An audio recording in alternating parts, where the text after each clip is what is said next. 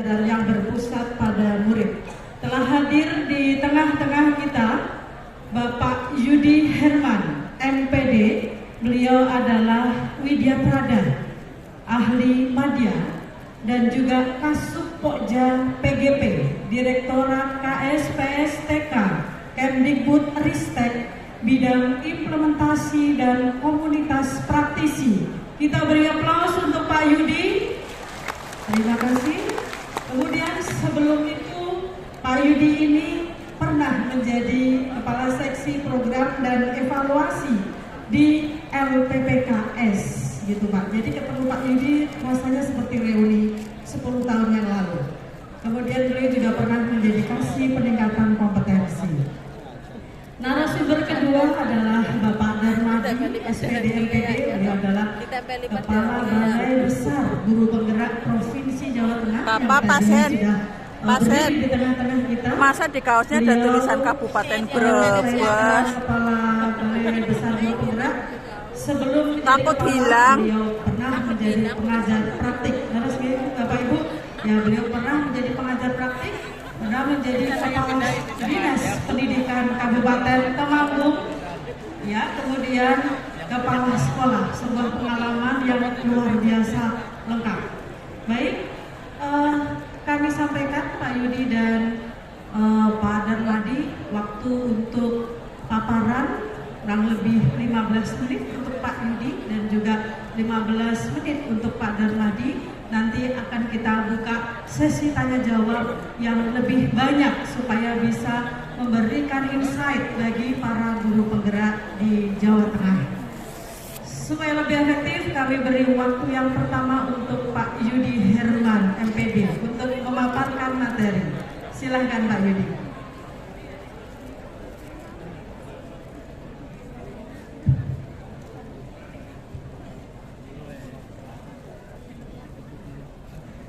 Bismillahirrahmanirrahim. Assalamualaikum warahmatullahi wabarakatuh. Selamat siang, salam sejahtera untuk kita semua. Apa kabar Bapak Ibu sekalian? Baik, kalau saya sebut selamat pagi tepuk 3 kali, selamat siang tepuk 2 kali, selamat sore tepuk 3 kali. Kalau selamat malam tepuknya tidak bunyi. Siap semua?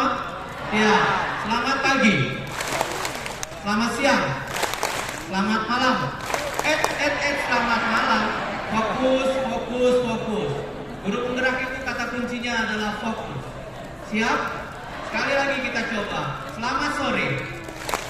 Kalau selamat sore 3, selamat pagi 3, selamat dulu 3. Selamat pagi berapa? Selamat pagi 3. Selamat siang. Selamat sore. Selamat malam. Enggak bunyi. Fokus, fokus, fokus. Udah pakai selendang harus fokus. Kalau nggak fokus, copot lagi. 14 bulan lagi. Nggak mau ya? Nggak mau. Oke. Selamat malam.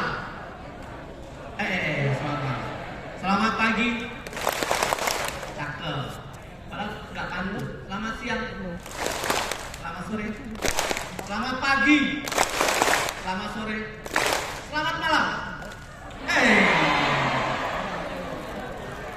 15 menit itu buat Bapak Ibu itu nggak cukup.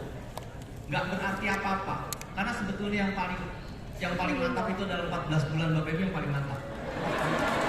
Betul kan? Tuh. Cuma kalau ibaratnya orang hamil itu udah kadaluarsa. Karena harusnya berapa? 9 bulan. Baik, nyanyi sedikit, nggak apa-apa yang 15 menit kita buat. Kan Bapak Ibu di sini mau senang-senang juga kan? Udah jadi guru penggerak kan? Nyanyi sekali, semuanya ikut, semuanya ikut. Tayangannya sudah ada belum lagunya? Belum ditayangkan ya? Belum ada paparannya ya? Nah itu. Bisa? Bisa ya? Gini lagunya deh. Sini dong, sini dong, sini dong. Mari bergabung guru penggerak. Kita bertransformasi jadi guru yang hebat. Sini dong, sini dong, sini dong. Siap? Siap? Yang semangat tunjukkan kalau selempangnya itu nggak sia-sia. Betul? Siap? 1, 2, 3. Sini dong, sini dong, sini dong. Mari bergabung dengan guru penggerak. Kita bertransformasi jadi guru yang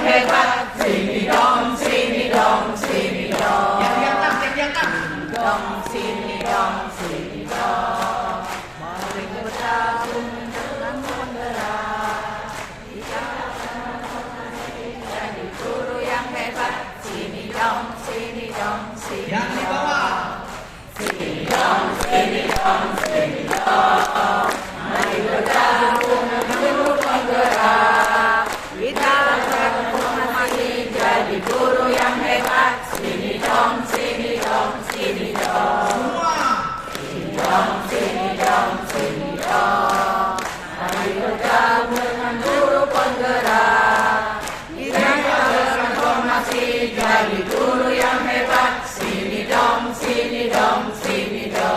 Oke, cukup. Ini mata. Kalau yang mau tampil itu cukup dulu mau tampil. Biasa tiktok ya Pak. Baik, Bapak Ibu sekalian, karena ini waktunya cuma 15 menit, jadi saya udah nyiapkan 100 slide. Saya punya 100 slide saya siapkan karena kemarin ini kan ada hadapan 2000 peserta. Jadi saya bikin 100, tapi karena 15 saya sampaikan nanti semua. Bisa dilanjut paparannya boleh? Mohon maaf Pak Kepala Balai, saya tidak seperti Bapak, saya masih tergantung oleh paparan Pak. Kalau Bapak kan sudah makomnya sudah tinggi, nggak perlu paparan. Kalau saya masih perlu belajar banyak. Ini kita lewat saja. Tadi Bu PLT Dirjen sudah. Ini hasil pisah kita. Ya. Bapak Ibu paham? Paham nggak? Tidak. Biar saja kalau nggak paham kita lewat. Ini paham? Tidak. Paham? Tidak. Apa yang dipahami? Pusing Pak. Gambar itu berwarna-warna. Warna-warna Gitu ya? enak. Bapak Ibu kalau lihat, ini perbandingan hasil PISA antara siswa Indonesia, kemudian ada siswa Jakarta, ada siswa Jogja dibandingkan dengan Filipina, Thailand, Brunei, Malaysia, Singapura. Kita lihat. Yang di sebelah sana jangan lihat sini, lihatnya sana. Kita lihat di membaca itu Indonesia secara keseluruhan itu cuma menang dari Filipina. Membaca ya, Filipina.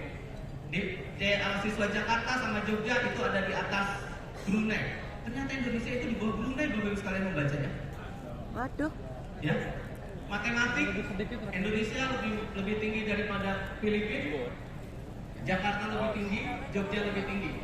Tapi kita belum bisa melampaui Malaysia. Gitu ya.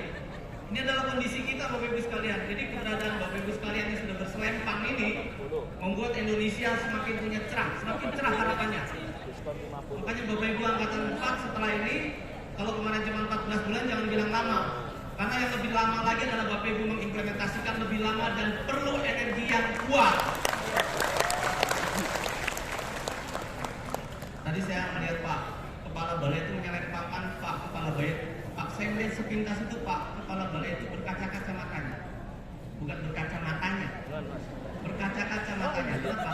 Ada 1643 angkatan 4 yang akan mengubah wajah Jawa Tengah hari ini.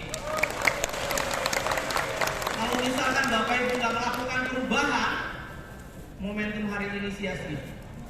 Karena sepengetahuan saya selama mengikuti acara kayak gini, baru kali ini ada 2000 orang kumpul di tempat yang sangat luar biasa ini. Keren banget. Lanjut. Lu lanjut. Hush. Lanjut. Ini kenapa ini? Gak bergerak-gerak. Nah, survei PISA. Bapak Ibu, ini PISA.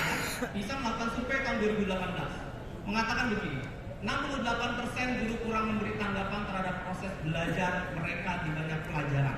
Murid-murid itu mengatakan 68% gurunya itu nggak peduli dengan proses belajar mereka.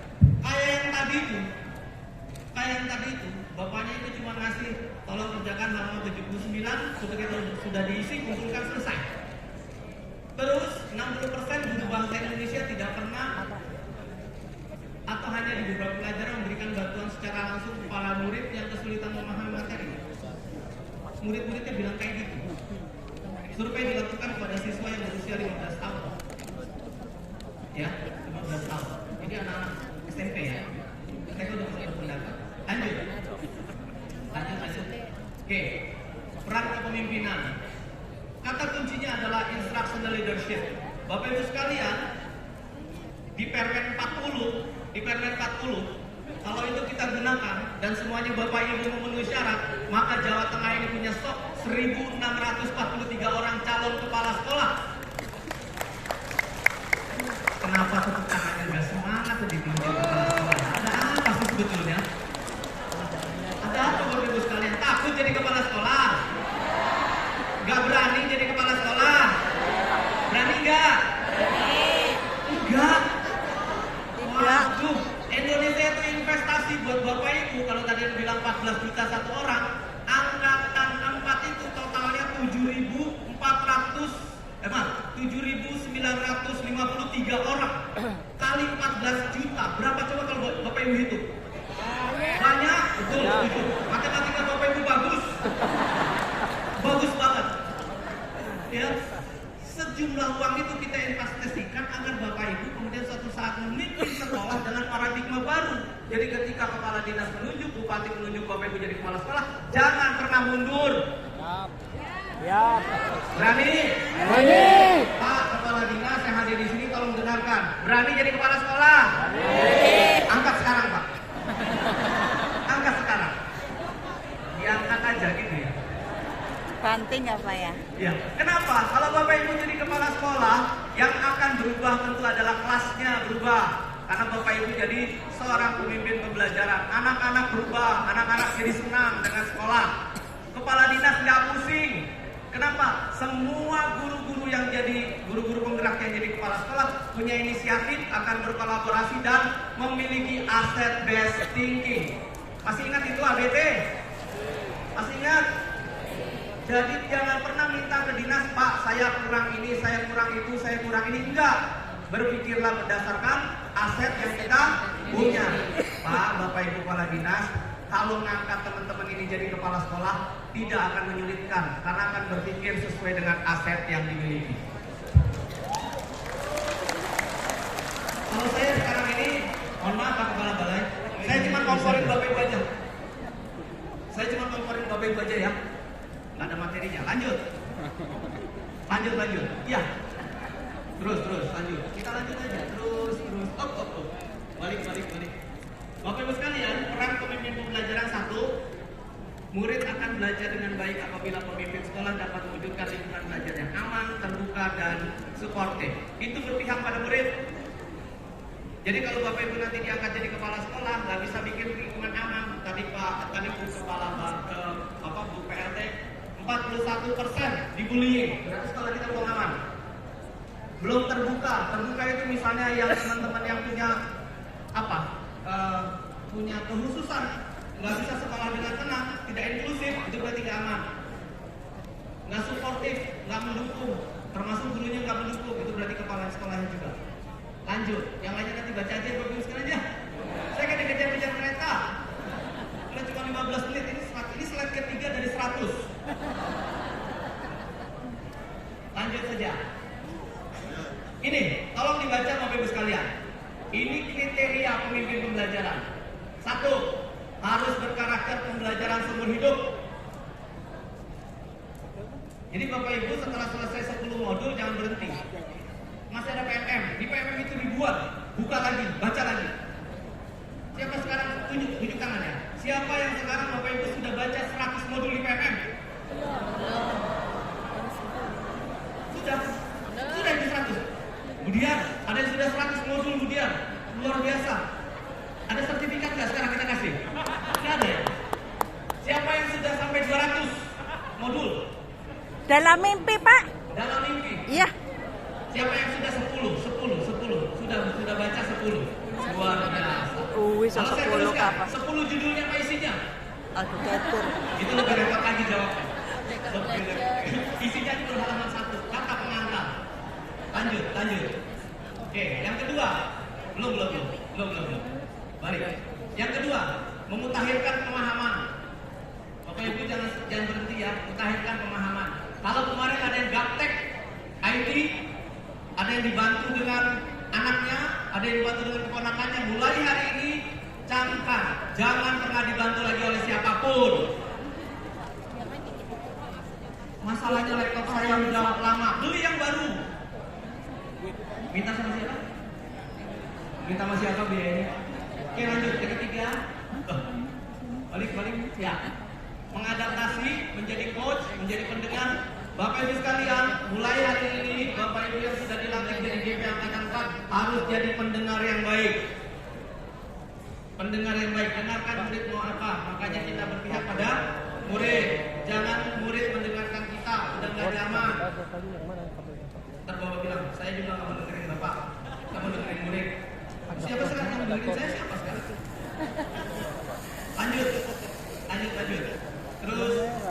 hitam sih. Lewat. Ada dua soalnya. Waduh, ini main lagi. Terus lewat aja, lewat. Tadinya mau main tapi kan 15 menit lanjut aja. Oke. Nomor Nggak 2 jadi setelah main-main. cesan yang biasa tuh. Kenapa nggak main aja? Yang Kita biasa. udah main-main. Yang biasa. Kondisi terkini kepemimpinan pembelajaran di Indonesia. Ya, Ini harus betul. Bapak Ibu ubah.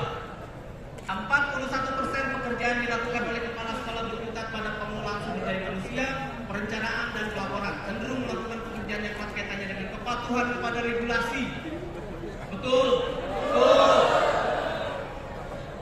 Itu surveinya seperti itu. Makanya kalau Bapak Ibu jadi kepala sekolah jangan berkutat lagi di situ, tapi sekarang harus berpusat pada murid. Apapun keputusan Bapak Ibu harus berpusat pada murid. Dapat uang misalnya untuk pembangunan, Bapak Ibu harus berpikir untuk murid.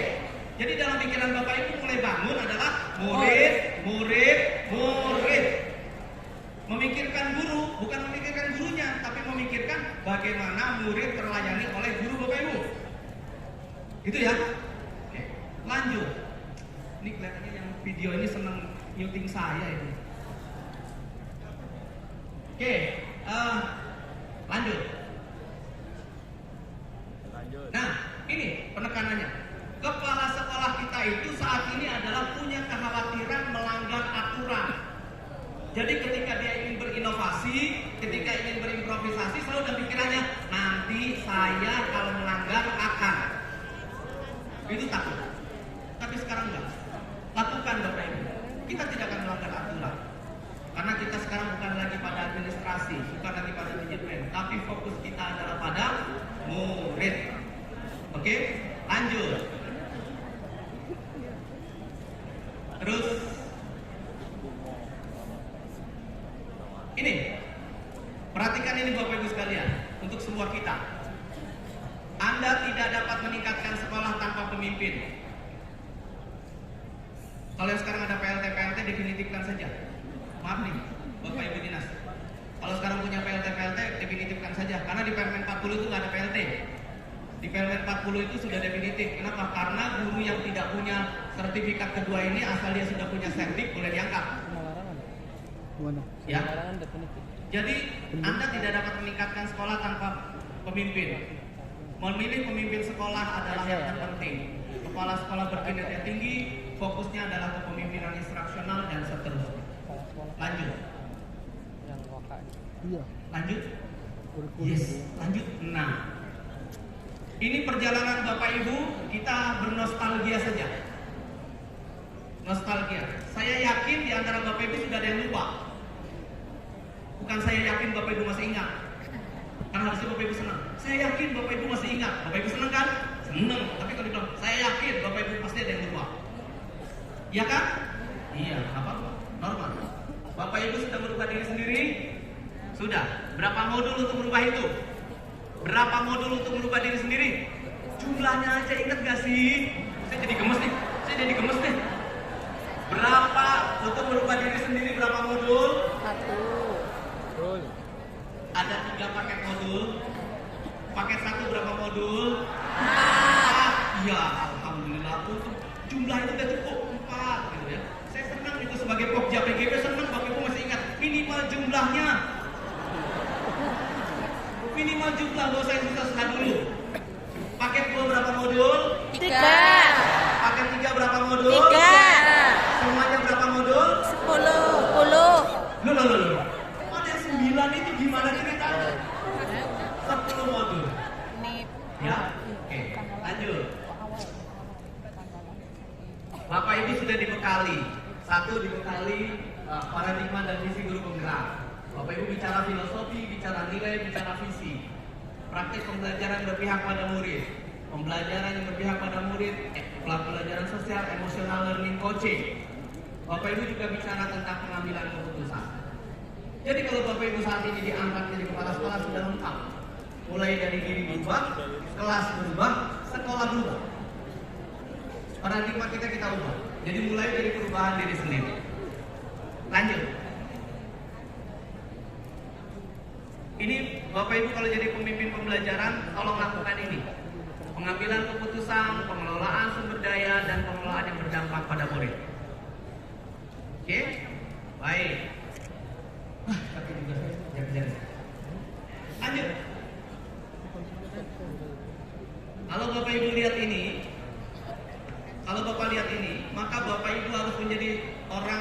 yang melakukan perubahan atau agent of change. Bapak Ibu harus jadi agent of change. Kalau sekolah tidak berubah berarti Bapak Ibu belum bergerak dan belum menjadi agent of change. Bapak Ibu harus jadi agen. Jangan agen pulsa.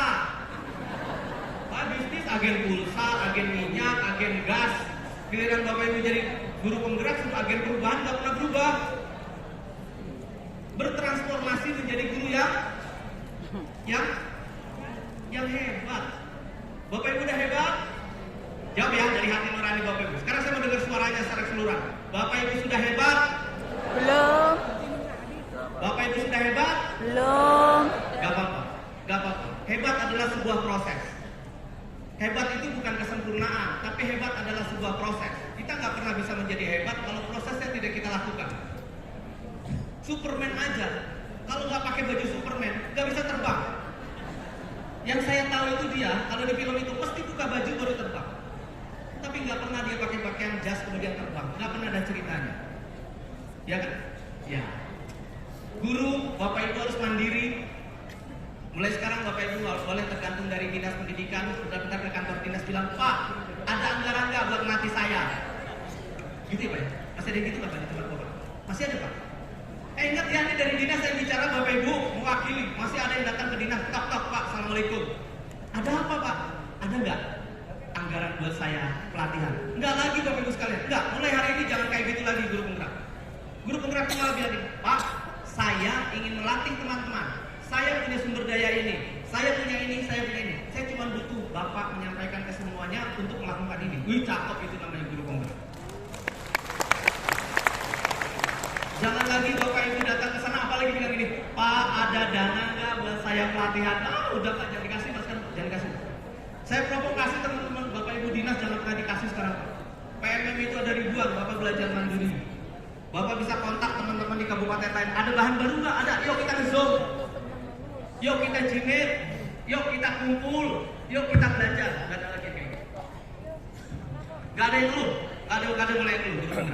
Lanjut. Yang nomor 2, berpihak pada murid. Jelas. Belum. Udah main kata mutiara itu terakhir itu nanti terburu bocor. Jangan dulu.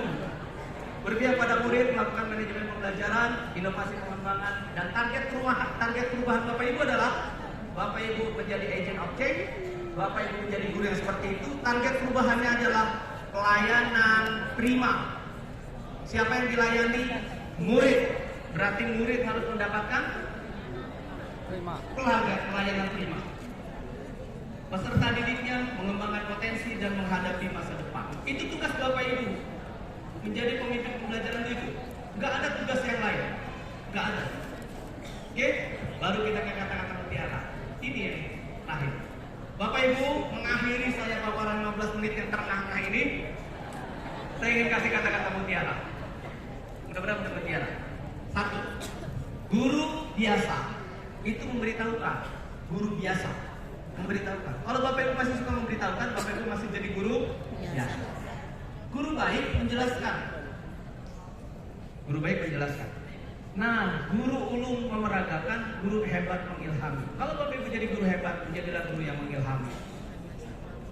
Oke? Jadi bangun tidur, Bapak Ibu punya sesuatu yang mengilhami murid-murid jadi terinspirasi, itu luar biasa. Mulai sekarang. Tapi jangan tidur sekarang. Karena saya belum pas bangun. Besok mulai sekarang. Lanjut yang kedua. Guru yang baik tidak pernah bilang muridnya bodoh. Hati-hati. Walaupun cuma dalam hati itu nggak boleh, itu doa. Guru kalau dalam hati bilang bodoh, begini, dalam hati itu udah doa buat anak itu. Hati-hati. Selain orang tua, guru itu yang maju doanya. Tapi guru yang baik selalu bilang murid itu belum bisa. Ketika belum bisa, prosesnya ada di guru membuat dia bisa. Jadi kalau belum bisa, baliknya ke guru supaya dia bisa. Kalau bodoh, bawaan kesannya. Kalau anak dibilang bodoh, Bapak Ibu menyinggung orang tuanya. Melahirkan anak-anak bodoh. Berarti kalau melahirkan anak bodoh, Bapak Ibu melawan Tuhan. Kenapa? Karena melahirkan orang tua yang melahirkan anaknya bodoh. Berarti Bapak Ibu sudah melawan dengan Tuhan kalau bilang anak bodoh.